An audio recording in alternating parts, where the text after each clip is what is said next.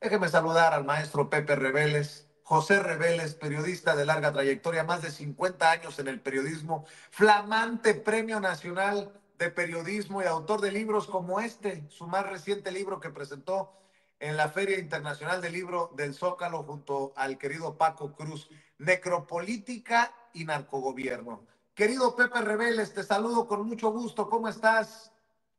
Pues Buenos días. bien, gustoso de saludarte y de estar aquí en esta mesa, en donde hoy desgraciadamente aparentemente no va a estar nuestro querido amigo el licenciado César Gutiérrez Priego, pero aquí estamos, Paco Cruz y yo, listos para cualquiera de los temas que vamos a abordar, que hoy parece van a estar movidos, ¿no? Porque la cuestión está caliente allá en el caso del Mayo. Entonces, estoy listo para que podamos analizarla con detenimiento y en tu compañía, querido Vicente. Bueno, Pepe, de hecho, empecemos con eso.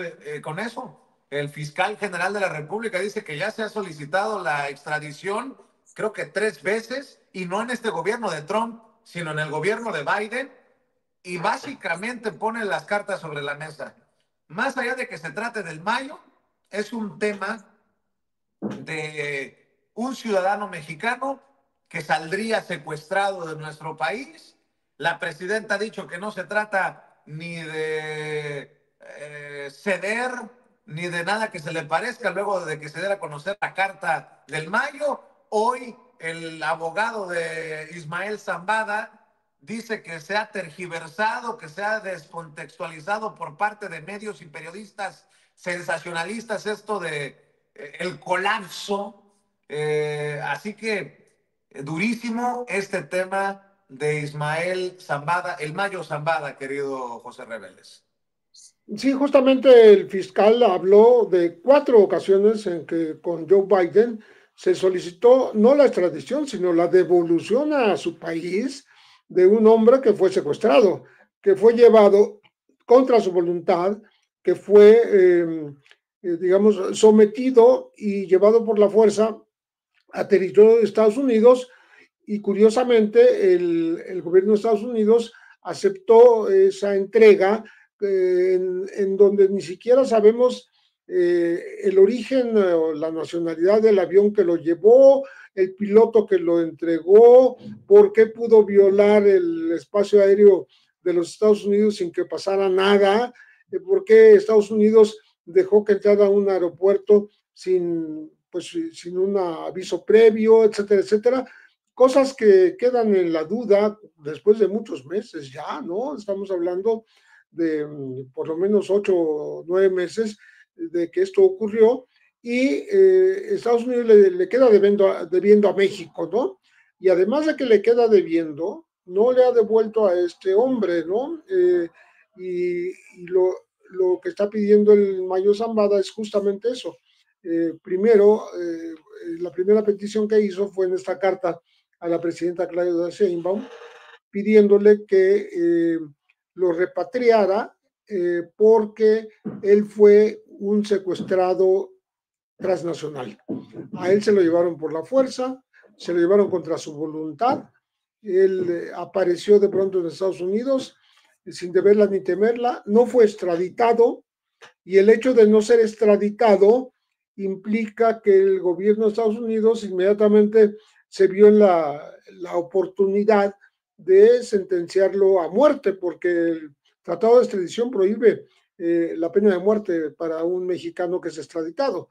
Entonces aquí, al no ser extraditado, sobre esta ilegalidad están fincando la posibilidad de la pena de muerte, ¿no? Esa es la razón de la carta del Mayo Zambada a la presidenta Claudia Sheinbaum.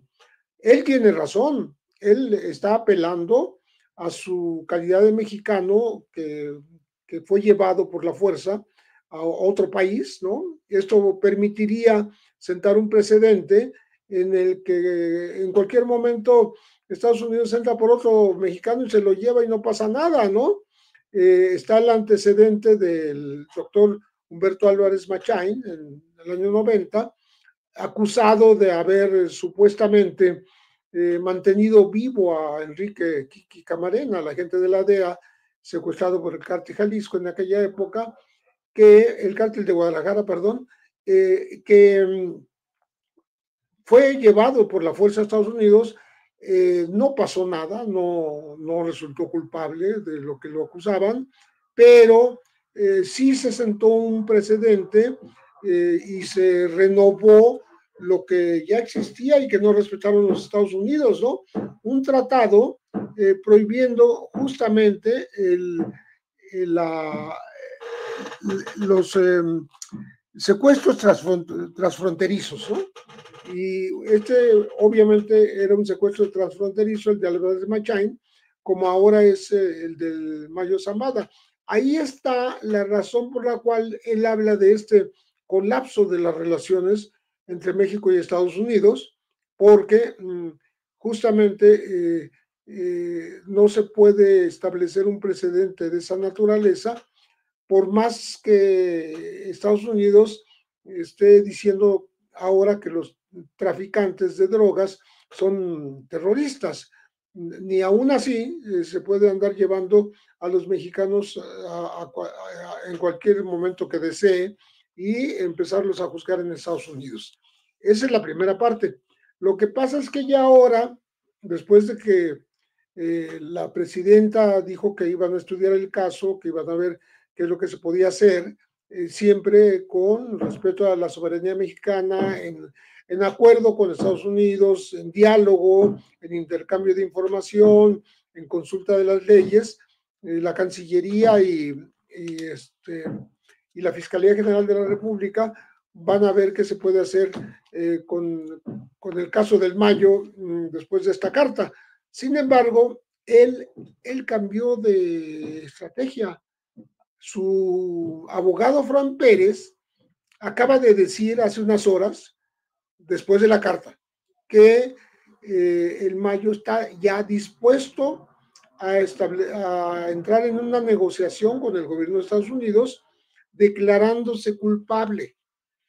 Declarándose culpable quiere decir que deja atrás lo que hizo en septiembre del año pasado, donde se declaró inocente de 17 cargos. Declarándose culpable y aportando alguna información que sí sería de interés para Estados Unidos a cambio de que no le apliquen la pena de muerte. Se ve que le tiene un pavor terrible a que le apliquen la pena de muerte.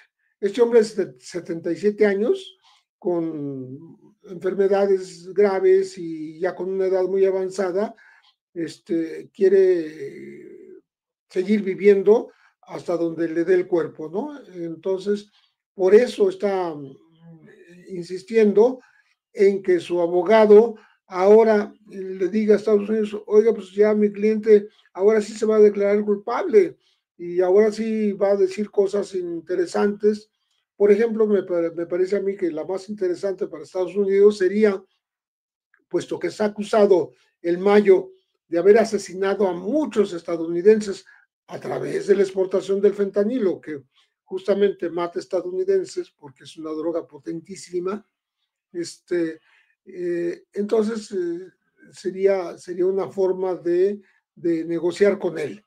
No dice que se va a convertir en testigo colaborador o en testigo protegido o en delator de sus propios compañeros o colegas de profesión traficante, ¿no? De Sinaloa, ni siquiera de sus enemigos, los chapitos. Está hablando de hablar de otro tipo de operaciones que tendrían que ver con este movimiento transnacional de droga, la que más le interesa a Estados Unidos saber cómo se operan esas transferencias y cómo se opera, sobre todo la distribución, que no la hacen los mexicanos, la hacen los estadounidenses, y el Mayo podría ser clave para saber qué fue lo que realmente, cómo él ha operado esta operación de transnacional del fentanilo y cómo la distribuyen los estadounidenses en su propia tierra. Estamos hablando, pues, cambia totalmente la temática, cambia la jugada el propio Mayo y ya tiene que ver ahora más con el tema del consumo, de la adicción de los Estados Unidos, del fentanilo, cambia el asunto a que él se declara por primera vez culpable en territorio estadounidense y eso va obviamente a quitarle un peso de encima a la presidenta Claudia Sheinbaum, porque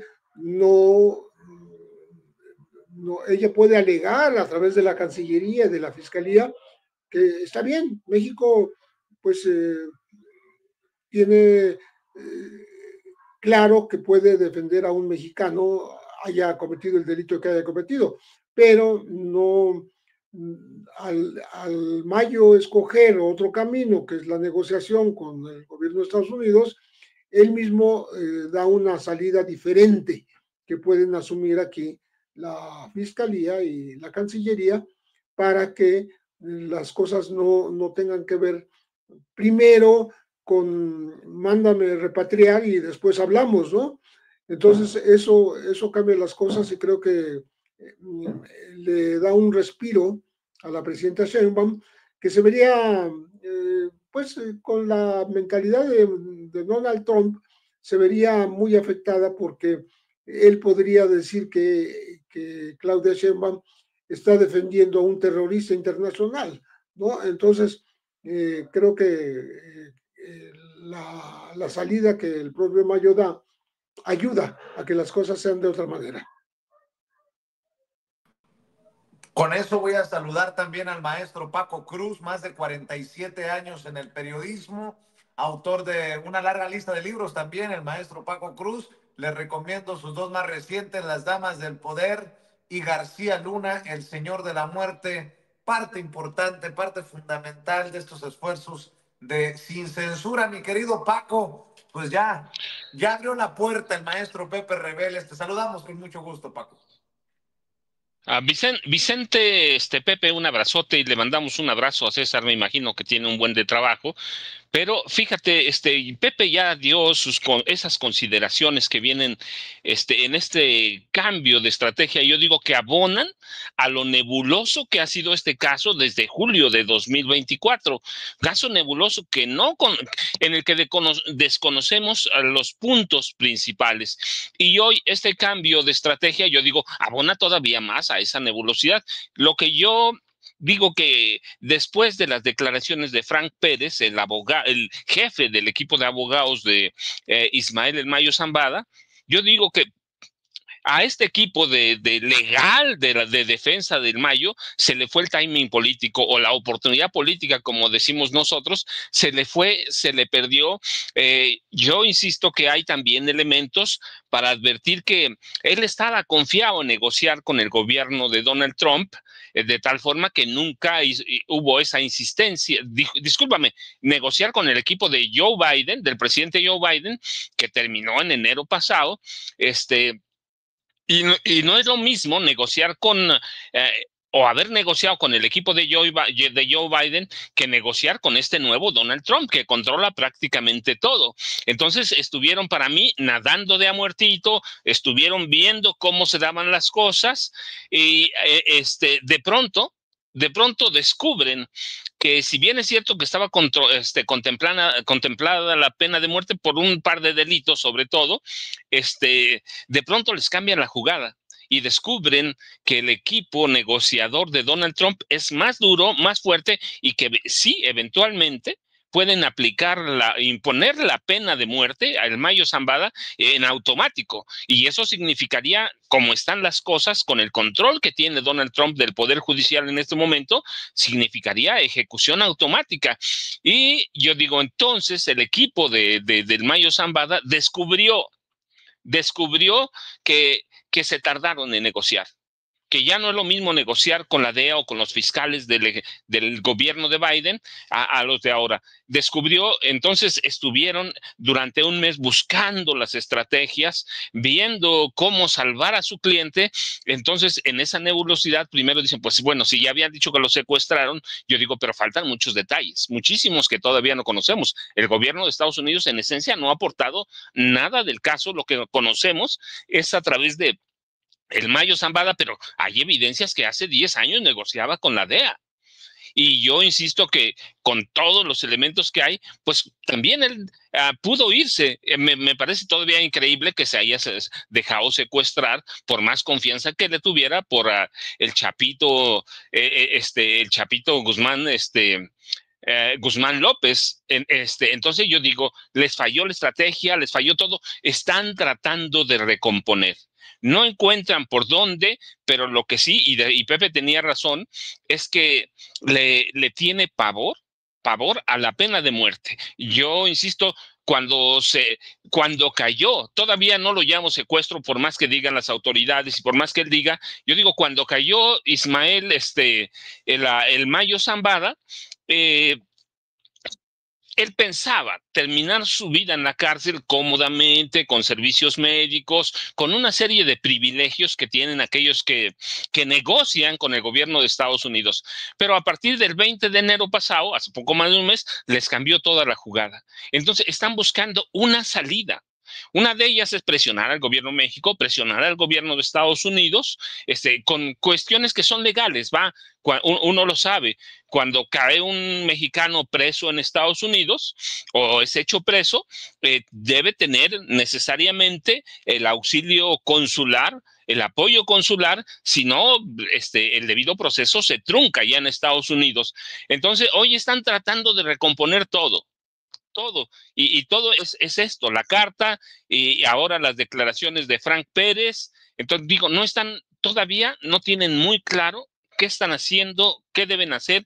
Están viendo a dónde pican piedra y a dónde esa piedra es real para negociar con el gobierno de Donald Trump. Entonces, mientras no encuentren la estrategia, yo digo, van a dar tumbos, un día sí y otro también, hasta que el Mayo Zambada tenga por lo menos lo que visualizaban cuando cayó en julio del año pasado, sin una vida cómoda en la cárcel, una vida que tenga acceso a servicios médicos. Entonces, ya no puede tener eso. Están buscando ¿cómo va a satisfacer al gobierno de Estados Unidos? No lo sabemos. Tiene razón Pepe, yo digo, necesita, entre otras cosas, primero, verdaderamente dar una radiografía completita sobre las redes de tráfico de fentanilo de México a Estados Unidos, en la que sabemos que participa cualquier cantidad de estadounidenses. Eso sería muy bueno para el gobierno de Estados Unidos. Y bueno, ahí entrarían otras drogas, cocaína, metanfetaminas. La cuestión es, en el momento que se encuentra Donald Trump con una especie de manto de emperador de Estados Unidos o de un manto imperialista, ¿van a satisfacerlo? Yo digo, es un hombre que no tiene en este momento llenadera. Entonces tiene que buscar una buena estrategia para sentarse a negociar. Y sí, bueno, ya en este momento dicen, bueno, pues con que evitemos la pena de muerte, con que la evitemos ya, pero es bien importante que conozcamos verdaderamente la participación de elementos de Estados Unidos, y las hubo, que parece que sí las hubo, para tener todos los elementos, porque no es posible que un día cambies de un día para otro. El Mayo se le olvidó todo lo que han hecho lo que hizo el Chapo Guzmán. El Chapo Guzmán no abrió la boca y ahí se quedó. Genaro García Luna tampoco abrió la boca con tanta información que tiene y allí se quedó. El Mayo Zambada todavía para mí está dudando. está dudando, esté o no está enfermo. Dice su abogado que no está enfermo. Yo digo, bueno, pues entonces le falló peor la negociación política en el equipo o con el equipo de Joe Biden. Se le cayó completamente todo. Aguantaron demasiado. Entonces, ahora hay que esperar y hay que ver.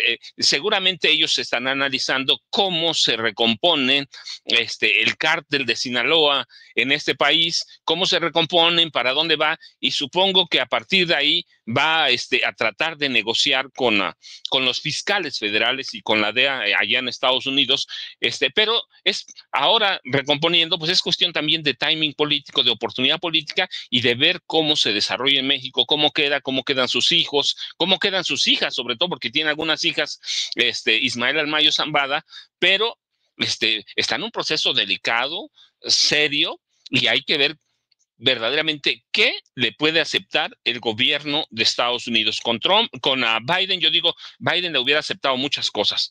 Trump le va a aceptar muy poquitas y tienen que ser como de mucha precisión, más allá de los nombres que él pudiera dar desde el gobierno de Carlos Salinas de Gortari, cuando toma forma el cártel de Sinaloa. Tiene que haber información muy precisa para interesar, no a los fiscales, para interesar a Donald Trump. Seguramente cuando negocian le avisan al equipo de Trump que tiene acceso al presidente y le dice, mira, esto está ofreciendo. Así que tiene que ser muy preciso el equipo legal de Ismael El Mayo Zambada para entender lo que se requiere, para entender cómo pueden contentar o por lo menos dejar medianamente satisfecho al equipo de Donald Trump, y después el Mayo Zambada ver cómo se desarrolla el cártel de Sinaloa, que tiene acceso todos los días a través de su abogado.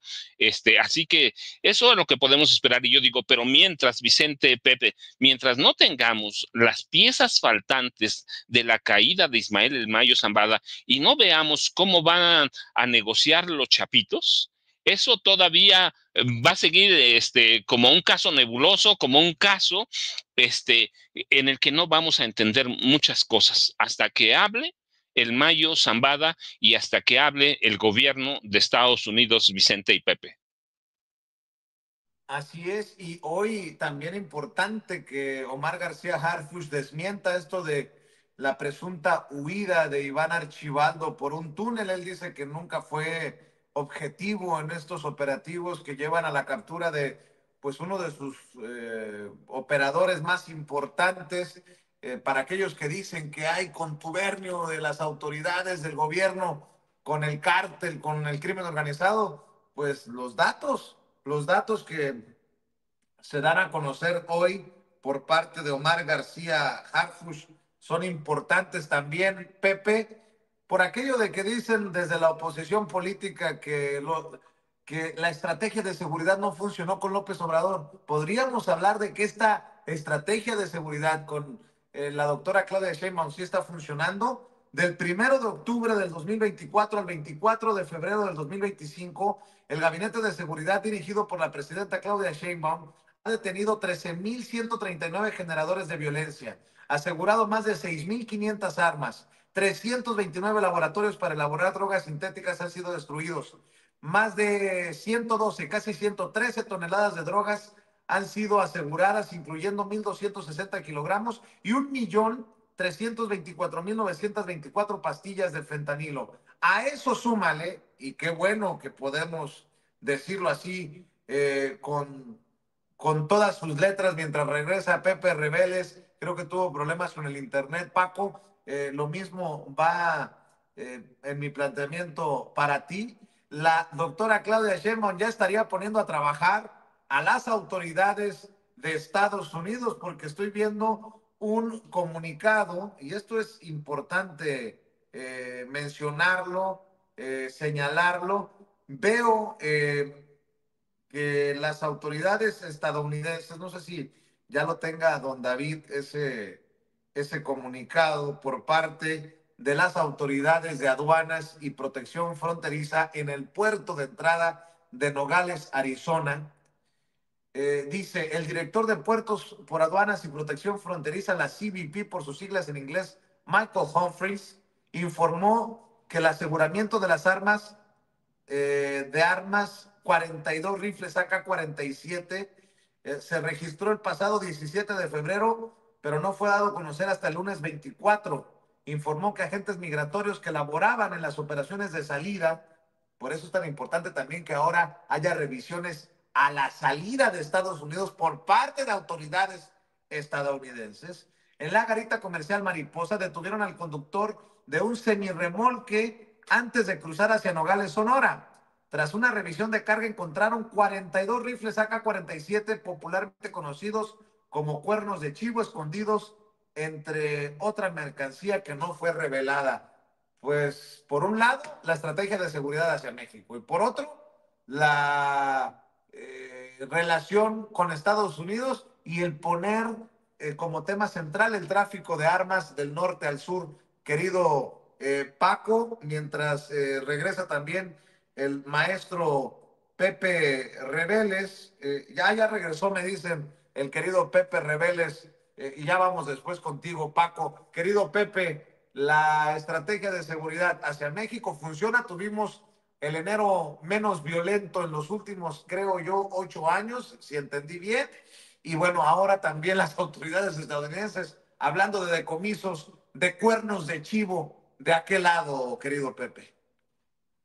Creo que esto último es lo más importante en el sentido de que por lo menos hay un indicio de que Estados Unidos alguna vez va a responder por la responsabilidad que tiene en la introducción de armas a México, las que alimentan una violencia y las que alimentan a los traficantes, a los que Estados Unidos ahora da por llamar terroristas, y por tanto pues qué bueno que colabore Estados Unidos en esto, ¿no? Y esto digamos que se compagina con las cifras que se han dado a conocer oficialmente respecto de la detención de objetivos prioritarios, generadores de violencia en México, particularmente en Sinaloa, donde sabemos que el círculo cercano de Iván Archibaldo Guzmán digamos, se deshizo, ya no es el mismo, sus jefaturas de seguridad, sus operadores de lavado de dinero, sus compradores de armas exactamente, han sido capturados y aunque se desmienta que Iván Archibaldo mismo huyó por un túnel de un cerco que le tendió la autoridad, pues la verdad es que sí lo están acorralando, lo están empujando a buscar más escondites, más posibilidades de huir de la autoridad, y creo que no me equivoco al decir que está cerca, muy cercana a su captura. Algún día lo tienen que capturar y lo están haciendo bien con servicios de inteligencia, con presencia de ejército, armada y policías federales en Sinaloa, además de toda la policía local. Entonces, creo que esto podría cambiar las cosas si Iván Archibaldo cae en México y es entregado a Estados Unidos, porque eso va a ocurrir. México nunca en los últimos años ha negado un solo capo importante en extradición. Todos los manda a los Estados Unidos, no quiere tener bombas de tiempo aquí, y sería lo mismo con Iván Archibaldo. Y no es que se convierta en moneda de cambio, pero sí puede despresurizar, vamos a decir, la cuestión del Mayo Zambada, que tiene, pues, de alguna manera en un brete a la presidenta Claudia Sheinbaum, porque cómo va a interpretar el gobierno de Trump el hecho de que México de alguna manera le haga caso a la Carta del Mayo y le pida a Estados Unidos que lo repatrie, aunque ya lo ha pedido, ¿no? Pero no es lo mismo pedírselo a Joe Biden que ahora a Donald Trump, que lo interpretaría como a una presidenta del vecino país que está defendiendo a un terrorista, aunque no sea de esa manera, pero él lo puede interpretar de esa manera. Entonces estamos hablando que la captura de Iván Archibaldo sería una despresurización en el sentido de que tendría más atención el propio Iván como el principal objetivo de las autoridades mexicanas y estadounidenses para ser capturado el hijo mayor del Chapo Guzmán, porque él estaría sí enviado inmediatamente a Estados Unidos para ser juzgado y él sí tal vez llegar a una condena de cadena perpetua como su padre, porque tiene múltiples acusaciones, más que sus propios hermanos o medios hermanos, Ovidio y Joaquín Guzmán López. Él tiene acusaciones más graves y se supone que tiene más poder que sus propios hermanos en el control del tráfico de drogas y de la delincuencia y de la violencia en Sinaloa, por lo cual es un bocado apetecido, una captura deseada por parte de México y inmediatamente. Eso cambiará totalmente la situación y más allá de que no haya sido exactamente como dicen que logró huir por un túnel del cerco que le tenían las autoridades, la verdad es que sí lo tienen cercado, sí lo tienen acorralado y en cualquier momento puede caer. ¿Cómo ves, mi querido Paco? Pues por un lado el tema de Iván Archibaldo que se movió, ¿no? Se les escapó y luego esta estrategia de seguridad que ya no es de abrazos, no balazos, pero que tampoco funciona de acuerdo a los odiadores. En fin, como diría el filósofo Enrique Peña Nieto, en ningún chile les embona. Algunos, mi querido Paco. Fíjate, bueno, es que nunca les va a embonar, Vicente. La verdad es que lo que haga el gobierno, más allá de los datos específicos o de lo que veamos, hechos concretos, pues van a ser la oposición y los periodistas de corporativos tienen una agenda política y la tienen que cumplir. La tienen que cumplir desde el gobierno de Andrés Manuel López Obrador. Aquellos periodistas tienen su agenda política y bueno, así va a seguir, pero la verdad es que hay hechos que son muy concretos. Mira, la captura de Iván Archibaldo, de Nemesio Ceguera o de Aureliano Guzmán López, para mí, Aureliano Guzmán Loera, el hermano del Chapo Guzmán, para mí estas tres capturas, alguna de estas tres capturas servirían para eso. Y hablo de Aureliano Guzmán Loera, el hermano del Chapo Guzmán, porque están allí mismo en Sinaloa. Y porque más allá de lo que se diga, es un objetivo también de la DEA que ofrece por lo menos desde hace un par de años, $5 millones. Entonces son capturas que debían estar, que deben estar en el ojo, supongo, de Omar García Harfuch, del general secretario y del almirante secretario, deben tenerlos allí.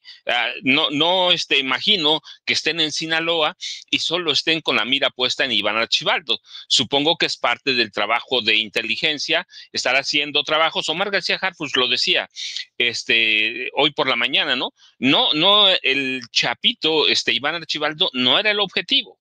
Eran Kevin Alonso, el 200, el jefe de seguridad de Iván Archibaldo y José Ángel Zenobio, el güerito que era el operador financiero. Y con eso empiezas a acercar a Iván Archibaldo. ¿Por qué? Porque estos dos hombres saben cómo se mueve, cómo opera, quiénes son los responsables, otros de seguridad y de financiar a Iván Archibaldo. Pero ellos también te pueden llevar a quién, al hermano, al Guano Guzmán Loera. Es decir, es como una carambola de tres bandas y seguramente ellos tienen sobre el mapa, sobre la geografía del narcotráfico, cómo opera Nemesio Ceguera Cervantes. Conocen las rutas, conocen las operaciones, supongo, porque históricamente así pasa, entre los mismos matones o sicarios o jefes de seguridad, conocen cómo opera. Así que es una estrategia muy ambiciosa. Yo la llevo más allá de Iván Archibaldo porque están en Sinaloa. Y sí, lo están cercando, lo tienen allí con la captura del 200 y del Güerito, que son dos ejes fundamentales en el operar de Iván Archibaldo. Pues yo digo, los otros objetivos también los tienen ahí, que no te lo van a contar, pues no nos lo van a contar. Pero, y es importante decir, lo que hace Omar García Harfuch es que dice, pero es que tampoco hubo un túnel.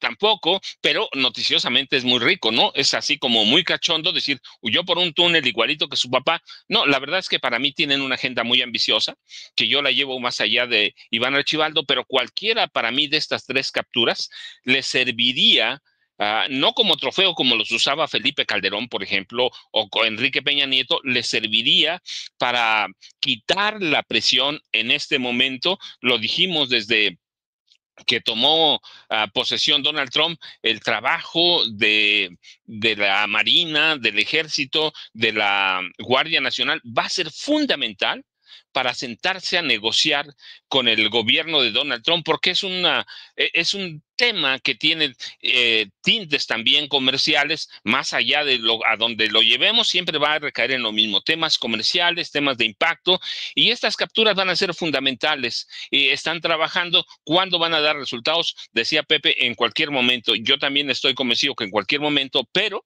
bueno, mientras no sea el momento, yo digo, es una estrategia que para mí es como un juego de billar, de carambola, ¿sí?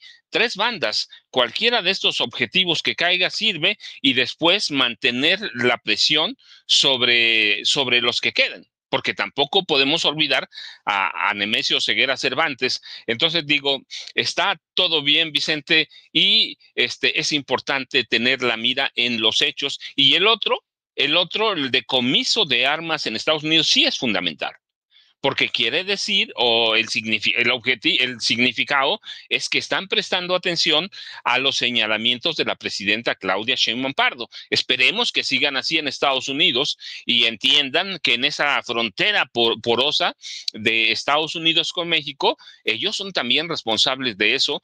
Entonces, digo, es importante, es fundamental que hayan capturado ese cargamento de armas, y espero que capturen muchas más, porque es la única forma de atacar y bajar los índices de violencia en este país atribuidos a los cárteles del narcotráfico, es a través de las armas, que ese es su poderío.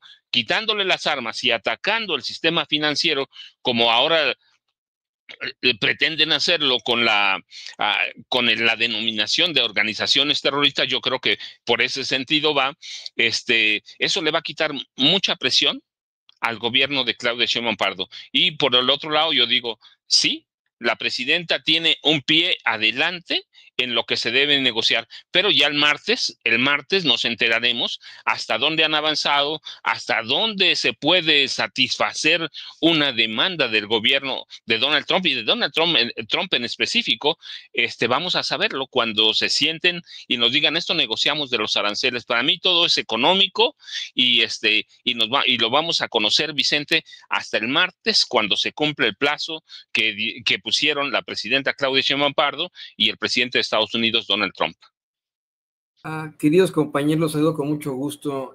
Me da mucho gusto sumarme a esta plática, esta mesa de seguridad, y aunar un poco esto que estamos platicando de, bueno, pues el intercambio que existe entre México en lo binacional en cuanto al narcotráfico, esto que está pasando en el caso de Ismael El Mayo Zambada, esto pues hablando, vamos, ¿no?, de la cuestión criminal.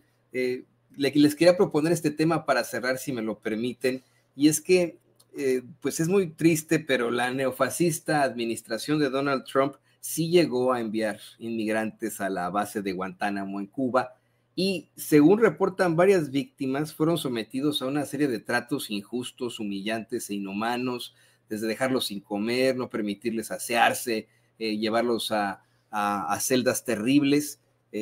Vamos, se ha referido una serie de denuncias a las personas que pues llevaron ahí. De hecho, el Washington Post, claro, no permite leer la nota porque uno tiene que pagar, pero en el Washington Post se habla de cómo es que muchos de los familiares de las víctimas que llevaron ahí a Guantánamo exhibieron cómo es que estos no eran los peores de los peores, no eran verdaderamente delincuentes, sino inmigrantes del fuero común. La buena noticia es que se acaba de suspender, al ver pues la situación tan lamentable en la que se encuentra, y además las necesidades económicas. Estados Unidos acaba de suspender su plan de instalar a inmigrantes en tiendas de campaña en Guantánamo, lo acaban de dar a conocer, además de esto, pues debido a las mínimas condiciones sanitarias, además de que no cumplen con los estatutos de detención, y por eso, bueno, suspenden el poner tiendas de campaña ahí en Guantánamo. ¿Qué opina de esto, maestro José Reveles? A mí me parece que ya llegó el momento en ponerle fin a esta prisión totalmente inhumana, en donde Estados Unidos se ha cebado en prisioneros de varios países que llegan a caer en ese lugar, porque fue incluso... se filtró un video de torturas en su momento extremas que recibían estos prisioneros, ¿no? La guardia que ha sido asignada a ese lugar en estos años recientes era sumamente, estaba entrenada para torturar, para físicamente maltratar a estas personas a los cuales no se les consideraba casi seres humanos, ¿no? Sino como una escoria de lo peor que podía llegar a un lugar, y el propio nombre de Guantánamo se convirtió en sinónimo, pues, de una fortaleza llena pues de peligros, incluso de muerte para los prisioneros. Ahora ya estamos hablando del final de la historia de este lugar de encarcelamiento, que fue, vamos a decir, como Abu Ghraib, ¿no? Fue el colmo de los extremos de tortura que practicó Estados Unidos sobre disidentes, más que delincuentes, disidentes, gente que por razones políticas iba a parar ahí, ¿no? Inventándoles algún delito, pero que en realidad eran prisioneros políticos. Entonces, que me parece una excelente noticia decir que Guantánamo dejará de operar. De momento estamos hablando de las tiendas de campaña, de la insalubridad que se quiere remediar, pero ya en días pasados había yo leído la noticia de que se iba a desmantelar, se iba a cerrar finalmente esta cárcel. Todas las cárceles llegan a su final, como en su momento pues fueron incluso las muy conocidas de los Estados Unidos en territorio estadounidense, ¿no? Que incluso fueron objeto de películas, ¿no? Como San Quintín o como Alcatraz. Alcatraz, perdón, como Alcatraz, y como aquí en México llegó a ser justamente la que estaba en el castillo de San Juan de Ulúa, ¿no? Que son cárceles que cumplen una temporada su objetivo, pero que después dejan de ser útiles, dejan de ser operantes, dejan de ser necesarias, porque se construyen otras y se acaba pues la rancia costumbre de meter a gente ahí de por vida, ¿no? Entonces, creo que es una buena noticia y empieza a ser una buena noticia. No se hará de la noche a la mañana, pero seguramente vamos a ver el final de Guantánamo.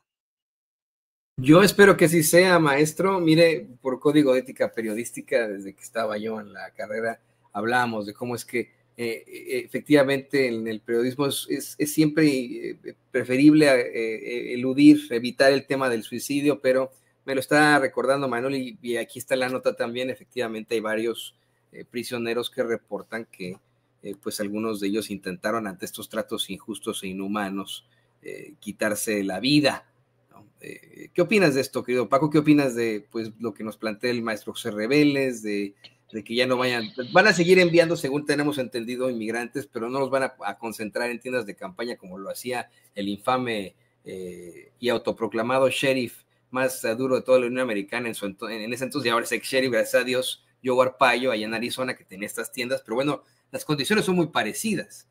Si bien es cierto, en Arizona tienen un nivel de muy seco de clima y muy cálido, el clima cálido y húmedo de Cuba, bueno, pues hace que estas prisiones sean infiernos en esta tierra, ¿no?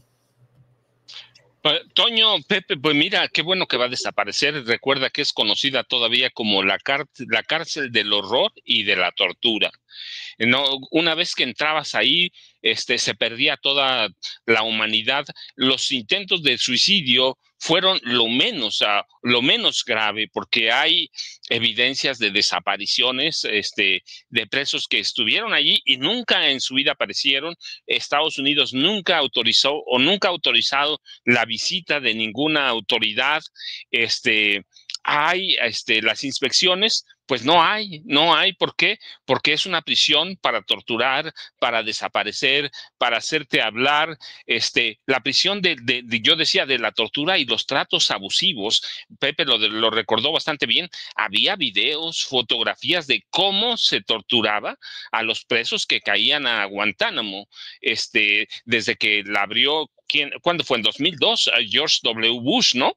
A propósito del 2001 y las Torres Gemelas. Así que es una excelente noticia, pero bueno, hasta que desaparezca. Pero el horror no va a desaparecer, allí va a quedar, porque la tortura allí se dio, los tratos abusivos, los intentos de suicidio, las desapariciones de las que nadie sabe, y Estados Unidos se convirtió, bueno, históricamente es el mayor violador de los derechos humanos en el mundo.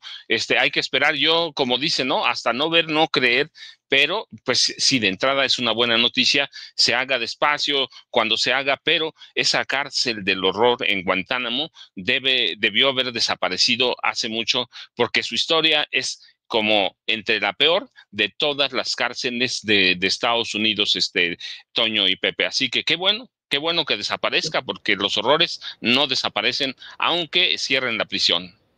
Por cierto que hablando de horrores y de crímenes en contra de la humanidad, se está solicitando que tanto Biden, el expresidente Joe Biden, como su entonces secretario de Estado, Anthony Blinken, enfrenten las consecuencias ante la Corte Penal Internacional por los crímenes de guerra perpetrados en el genocidio de Gaza. Así que muy pendientes de esto, ¿no? Se está buscando que lleguen a la Corte Penal Internacional al haber como pues han sido las cabezas en política exterior, apoyado al Estado político de Israel en este genocidio que se cometió en contra del pueblo palestino en la Franja de Gaza. Y queridos compañeros, bueno, yo les agradezco que se hayan sumado a esta mesa de seguridad tan interesante, siempre nos deja muchísimo. Les pido por favor que nos compartan sus redes sociales. Bueno, sabemos que el maestro José Reveles y hace bien, por eso es que Castro también se mantuvo hasta al frente del gobierno hasta casi hasta el final, porque no tenía redes sociales. Siempre digo yo eso. El maestro José Reveles no tiene redes sociales, pero sí tiene sus libros que le recomendamos aquí en Sin Censura, para que usted lo busque, y le queremos pues agradecer, maestro, que está aquí con nosotros. Ahí está Necropolítica y Narcogobierno para que usted lo busque. Muchas gracias, maestro José Reveles. Muchísimas gracias, me da mucho gusto haber estado con ustedes y nos vemos el próximo martes. Por supuesto, un gran abrazo, Toño, Paco, para que nos sigamos reuniendo con el público. Es un público exigente, un público informado, un público que no traga ruedas de molino, sin censura, y es un gran abrazo a los dos. Muchísimas gracias, por supuesto.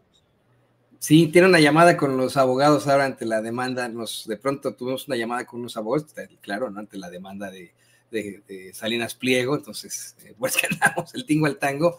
Y muchas gracias, maestro. Muchas gracias también al queridísimo Paco. Paco, por favor, tú sí tienes redes sociales, compártenos estas redes para que la gente se ponga en contacto contigo. Pues Toño, yo te dejo un abrazote, lo mismo que a Pepe, le mandamos un abrazo al licenciado César Gutiérrez Priego, ya nos veremos la próxima semana. Yo ya sabes, @Paco Cruz Jiménez en X, antes Twitter, Francisco Cruz Jiménez en Facebook. Nos vemos mañana, Toño, y la próxima semana en esta mesa de seguridad. Un abrazote, Pepe, muchas gracias. Grandes periodistas, maestros míos, el queridísimo Paco Cruz, el queridísimo José Reveles, aquí en Sin Censura.